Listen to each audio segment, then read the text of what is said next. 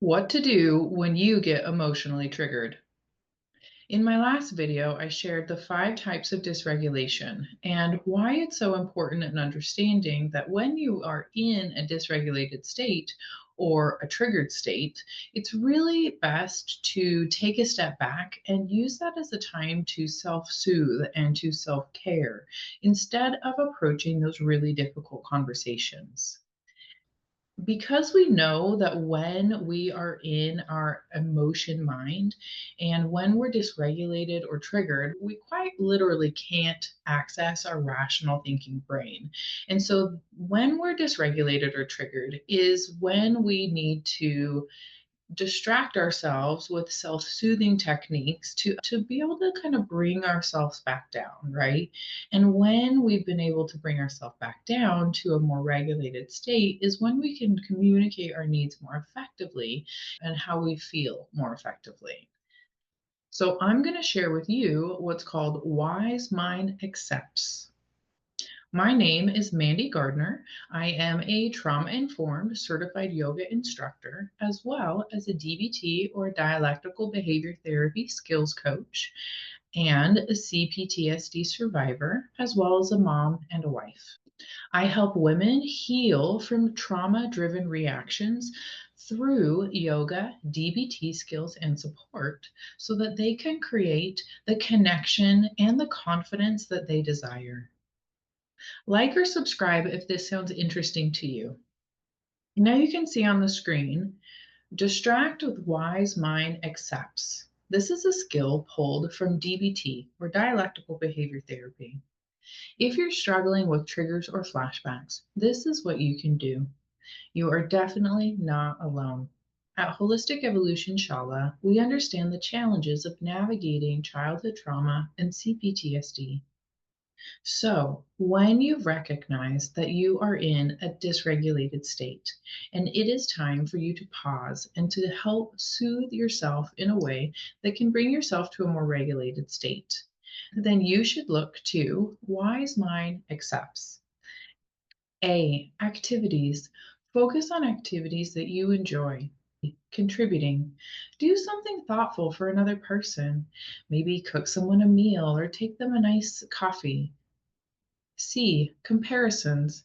Find gratitude for what you do have. E. Emotions. Change your emotional state with an activity that you really enjoy or watch a movie that you really love.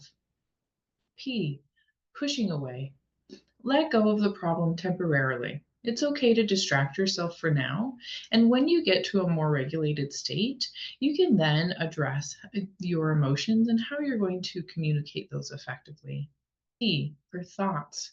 Redirect your thoughts, like reading or a word puzzle or a positive mantra or an affirmation.